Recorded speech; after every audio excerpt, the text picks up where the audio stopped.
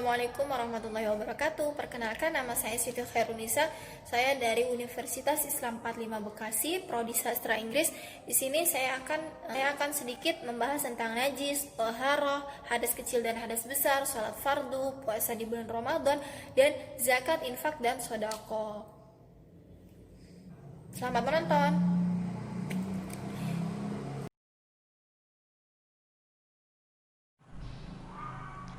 Oke, yang pertama kita akan membahas tentang najis. Najis itu ada berapa? Najis itu ada 3. Yang pertama najis mughallazah atau najis besar. Yang kedua najis mutawassithah, najis sedang. Yang ketiga najis mukhaffafah atau najis kecil. Yang pertama najis mughallazah, najis besar. Najis mughallazah itu najis apa? Najis mughallazah itu najis anjing, babi, ludahnya, keringetnya, ingusnya, dan hewan-hewan yang keluar dari salah satu hewan tadi. Dan cara mensucikannya gimana? Cara mensucikan najis mughallazah itu yang pertama tempatnya yang terkena najis itu dibasuh dengan 7 kali basuhan. Salah satunya dicampur dengan debu. Jadi tempat yang terkena najis itu dibasuh dengan air selama 7 kali dan salah satunya itu dicampur dengan debu. Yang kedua, najis mutawassithah. Najis mutawassithah itu najis sedang. Najis mutawassithah itu terbagi menjadi 2. Pertama, najis hukmiyah dan najis ainiyah. Yang pertama najis hukmiyah. Najis hukmiyah itu najis yang ada bentuk, rasa, warna dan baunya. Seperti air kencingnya selain anak laki-laki ketika kering dan sifatnya itu nggak kelihatan. Dan cara mensucikannya najis hukmiyah itu gimana? Cara mensucikan najis hukmiyah itu dengan membasuh najis dengan air meskipun cuma 1 kali basuhan. Yang kedua najis ainiyah. Najis ainiyah itu najis yang mana terdapat bentuk, rasa, warna, dan baunya. Contohnya darah, susunya hewan yang gak halal dimakan dagingnya, dan nanah, perkara yang memabukkan dan muntah-muntahan. Seperti itu. Dan cara mensucikan najis ainiyah itu dengan membasuh tempat yang terkena najis dengan air sampai hilang rasa, warna, dan baunya. Dan di ma'fu hukumnya kalau rasa, warna, baunya itu nggak hilang ketika memang sulit dihilangkan, tapi sebisa mungkin rasa, warna, baunya itu hilang. Tapi kalau susah itu di ma'fu atau disahkan aja, dibolehkan. Dan untuk keputihan wazi, bangkai ikan laut, belalang itu nggak najis. Selanjutnya kita akan membahas tentang macam-macam air di dalam toharoh. Macam-macam air itu ada berapa? Macam-macam air itu ada 4. Yang pertama, air suci dan mensucikan. Yang kedua, air suci tapi tidak mensucikan. Yang ketiga, air mustakmal. Yang keempat, air mutanajis. Kita bahas yang pertama, air yang suci dan mensucikan. Air suci dan mensucikan itu air yang turun dari bumi atau air yang turun dari langit atau air yang bersumber dari bumi. Dan seperti contohnya seperti air sumur, air langit, air laut, atau air hujan, pokoknya air yang turun dari langit atau air yang bersumber dari bumi. Nah, yang kedua, air suci tapi tidak mensucikan. Air suci tapi tidak mensucikan. Nah, yang kedua, air suci tapi tidak mensucikan itu air yang perubahannya sangat teman karena bercampur dengan suatu perkara yang suci dan bukan bersandingan. Yang kedua, air sedikit. Ini masih air yang suci tapi tidak mensucikan. Air suci tapi tidak mensucikan itu ada 3. Yang pertama tadi air yang perubahannya itu sangat teman. Jadi air suci yang bercampur dengan perkara yang suci. Air yang bercampur dengan suatu perkara yang suci. Yang kedua itu air sedikit tapi sudah digunakan. Yang ketiga, air yang keluar dari tumbuh-tumbuhan walaupun dengan cara diperas atau Uh, yang ketiga, air yang dikeluarkan dari tumbuh-tumbuhan dengan cara dimasak ataupun diperas. Itu contohnya seperti air kelapa, air sumur, gitu. Itu tadi air suci yang mensucikan. Kedua, sekarang kita membahas macam-macam air yang kedua. Tadi yang pertama air suci dan mensucikan. Yang kedua air suci tapi tidak mensucikan. Air suci tapi tidak mensucikan itu ada 3. Yang pertama air yang berubah. Air yang berubah itu air yang berubahnya sangat teman. Dikarenakan sesuatu yang bercampur dengan sesuatu yang halal. Yang kedua itu air sedikit yang sudah digunakan. Yang ketiga, air yang dikeluarkan dari tumbuh-tumbuhan. Salah lagi kan? Oke, yang kedua, kita akan membahas air suci dan air suci tapi tidak mensucikan.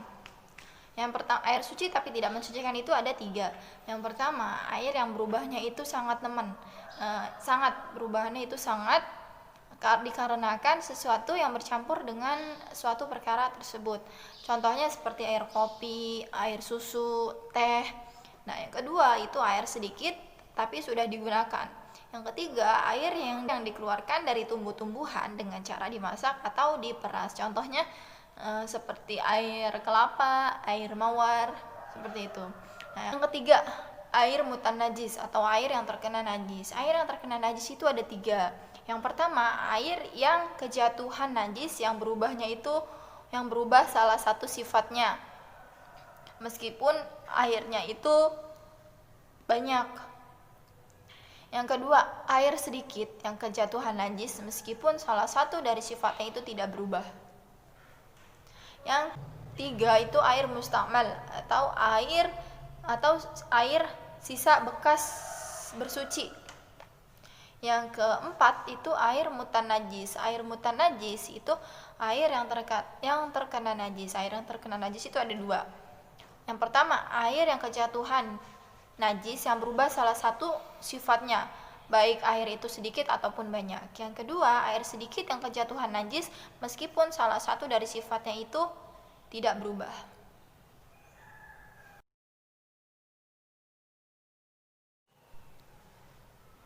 Nah, bagi setiap mukallaf itu wajib melakukan semua yang diperintahkan oleh Allah Subhanahu wa taala. Caranya gimana? Caranya dengan kita melakukan rukun-rukun, syariat-syariat dan menjauhi hal-hal yang membatalkannya. Dan kita juga wajib memerintahkan kepada orang yang meninggalkannya ataupun mengerjakannya tapi tidak sesuai dengan caranya. Dan kita juga wajib memaksa orang untuk melakukannya kalau mampu. Tapi kalau dia tidak mampu, itu wajib bagi orang mukallaf untuk mengingkarinya dalam hati. Jadi kalau nggak mampu itu kita wajib melakukannya di dalam hati, seperti itu. Di sini kita akan membahas tentang sholat, rukun-rukun sholat, syarat-syaratnya sholat, dan hal-hal yang membatalkan sholat. Yang pertama kita akan membahas syarat-syaratnya sholat. Syarat-syaratnya sholat itu ada 7. Yang pertama, menghadap kiblat. Kita sholat menghadap kiblat. Yang kedua, setelah masuknya waktu. Kita kalau sholat itu nunggu waktunya masuk dulu. Yang ketiga Islam. Yang keempat, tamyiz anak. Untuk yang ketiga itu rukun sholat. Rukun sholat itu ada banyak ya. Yang pertama, niat di dalam hati untuk mengerjakan sholat. Yang kedua, mengucapkan Allahu Akbar sekira orang di samping kita itu bisa mendengar takbir kita. Yang ketiga, itu berdiri bagi yang mampu. Yang keempat itu membaca Al-Fatihah dengan basmalah dan beberapa tasydid yang benar secara terus-menerus dan berurutan. Yang kelima itu ruku dengan membungkukkan badan sekiranya kedua telapak tangan itu bisa menyentuh 2 lutut. Dan yang keenam itu tumakninah diam sejenak dalam ruku dengan seukuran bacaan subhanallah. Yang ketujuh itu i'tidal berdiri tegak. Yang ke-8 tumakninah di dalam i'tidal. Yang ke-9 itu sujud 2 kali dengan cara meletakkan kening meletakkan kening di atas tempat sholatnya, di atas sejadah, maksudnya di dalam keadaan terbuka. Jadi kalau lagi sholat itu jidatnya ini harus kena sejadah, jidatnya harus kena sejadah, gak boleh terhalang sama mukena ataupun rambut. Jadi kalau sholat usahakan mukena itu gak boleh menghalangi jidat untuk menempel di sejadah. Dan untuk laki-laki itu diusahakan pecinya dikebelakangin, tapi jangan sampai rambut-rambutnya juga keluar. Yang penting rambut-rambutnya halus itu masih kelihatan dan bisa menempel di sejadah, kayak gitu. Yang ke-10 itu tumakninah di dalam sujud, berhenti sejenak ketika sujud. Yang ke-11 itu duduk di antara dua sujud. Yang ke-12 tumakninah pada duduk tersebut. Yang ke-13 duduk untuk membaca tahiyat akhir. Yang ke-14 membaca tahiyat akhir lalu mengucapkan yang ke-14 membaca at-tahiyat akhir. Yang ke-15 itu membaca sholawat Nabi membaca sholawat. Yang ke-15 membaca sholawat atas kanjeng Nabi Muhammad SAW. Minimal Allahumma sholli ala sayyidina Muhammad. Yang ke-16 mengucapkan salam. Yang ke-17 berurutan. Yang ke-17 itu berurutan, mengawali yang awal dan mengakhiri yang akhir. Itu semua rukun-rukun sholat. Jadi rukun-rukun sholat itu ada 17.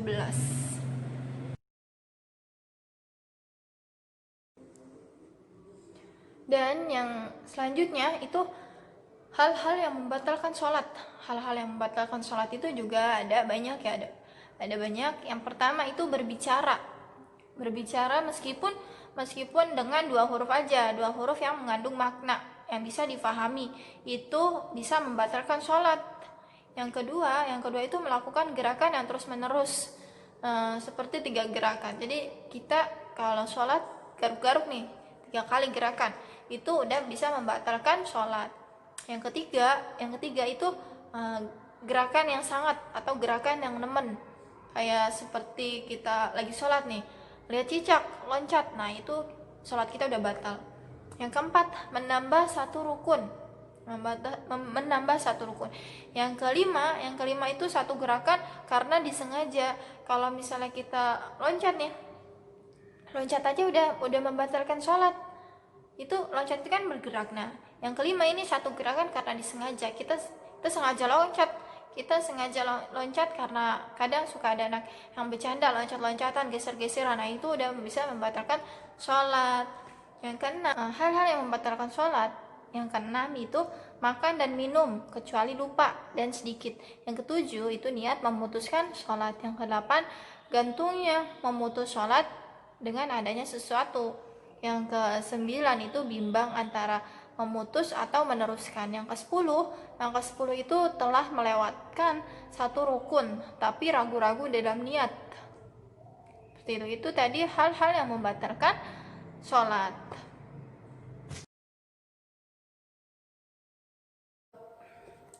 Video selanjutnya di sini saya akan membahas tentang puasa. Wajib mengerjakan puasa bagi setiap muslim yang mukallaf, dan tidak sah hukumnya bagi orang yang haid dan nifas sehingga ia wajib mengqadha. Dan boleh juga nggak mengerjakan puasa bagi orang musafir atau yang bepergian dengan jarak yang diperbolehkan kita untuk mengqashar sholat. Dan juga bagi orang yang sakit, hamil, menyusui, itu kalau merasa keberatan atau terbebani, kesulitan untuk berpuasa, maka dia boleh mengqadha sama seperti haid dan nifas gitu.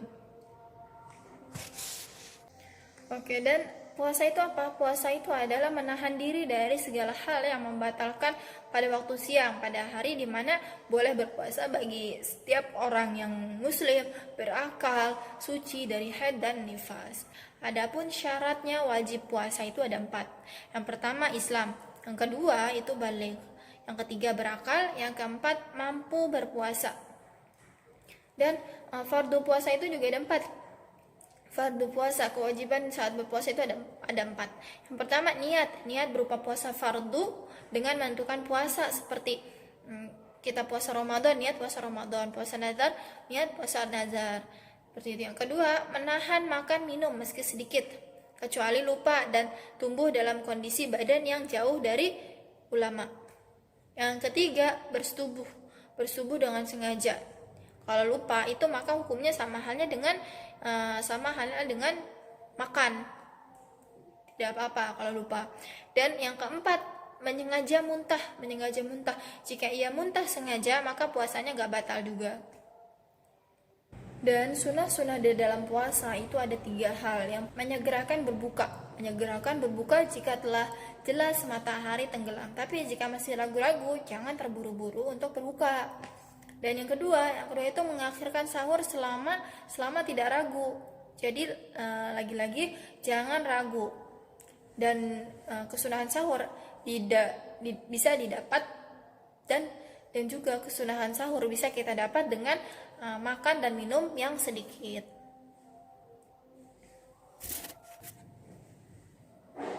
Dan sunnah yang terakhir, yang ketiga, di dalam puasa itu kita disunnahkan untuk meninggalkan ucapan atau omongan yang kotor. Oleh karena itu orang yang berpuasa harus menjaga mulutnya dari menggunjing, berbohong, mengumpat dan lain-lainnya. Seperti itu. Ketiga itu merupakan sunnah-sunnah yang bisa kita dapatkan di bulan Ramadan atau ketika kita puasa. Seperti itu. Masih di puasa. Tadi sunnah-sunnahnya puasa. Yang sekarang kita akan membahas hal-hal apa saja yang bisa membatalkan puasa. Hal-hal yang bisa membatalkan puasa itu ada 10. Yang pertama segala hal yang masuk ke lubang tubuh. Jadi jangan sampai ada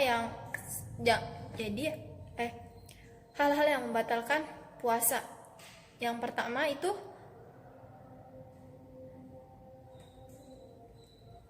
sebelumnya kita membahas tentang sunah-sunah puasa. Nah, sekarang kita membahas tentang hal-hal apa saja yang bisa membatalkan puasa. Hal-hal yang bisa membatalkan puasa itu ada 10. Nah, yang pertama ini segala hal yang bisa masuk ke lubang tubuh. Jadi kalau lagi puasa apapun jangan sampai ada sesuatu yang masuk ke dalam lubang tubuh. Makan berarti kita memasukkan makanan ke mulut kita. Kedua, atau masuk ke lubang yang tidak. Kalau yang pertama itu masuknya sesuatu ke lubang yang menganga atau yang terbuka seperti hidung, mulut, telinga, mata, telinga. Dan yang kedua, atau masuk ke lubang yang tidak menganga.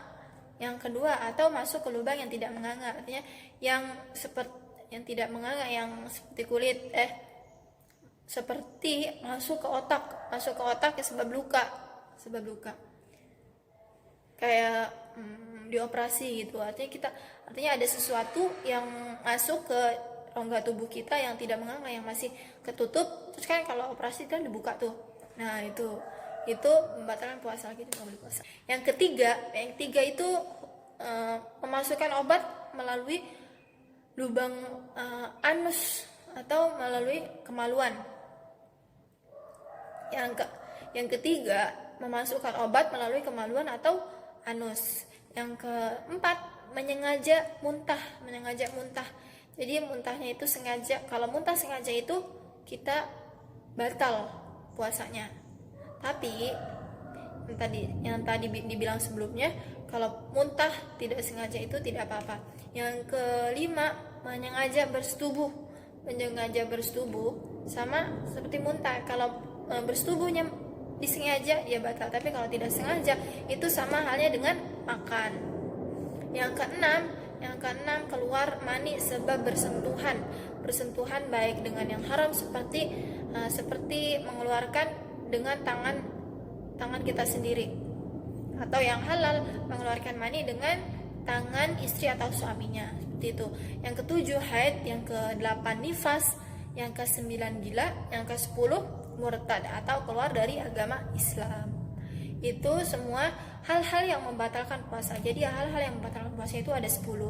Dimana kalau kita di tengah-tengah puasa itu terjadi hal seperti itu, maka puasa kita batal.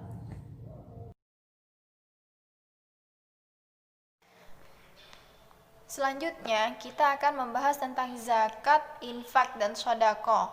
Zakat, infak, dan sodako. Yang pertama, zakat. Zakat itu apa? Zakat itu suci, tumbuh, dan berkembang.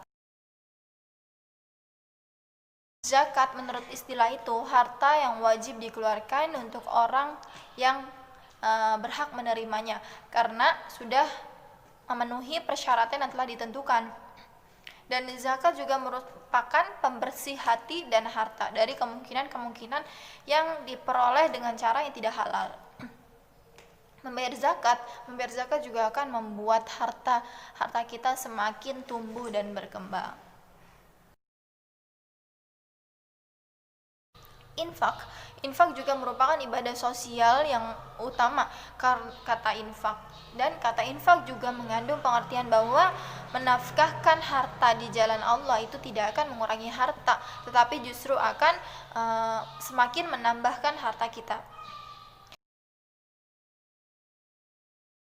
Dan untuk sedekah itu pemberian suatu pemberian yang bersifat kebaikan, baik berupa barang maupun jasa dari seseorang kepada orang lain tanpa mengharapkan suatu imbalan apapun kecuali ridho dari Allah Subhanahu wa taala. Hukum dan ketentuannya sedekah sama dengan ketentuan infak. Hanya saja jika infak itu berkaitan dengan materi, Kalau sedekah memiliki arti yang lebih luas, termasuk pemberian yang sifatnya non materi seperti memberi jasa, memberikan ilmu pengetahuan, dan mendoakan orang lain. Sedekah juga menunjukkan pengertian tentang kebenaran keimanan seseorang. Dengan bersedekah berarti seseorang itu gak hanya meyakini keimanannya dalam hati saja, tapi juga mengaplikasikannya ke dalam kehidupan nyata. Seperti itu.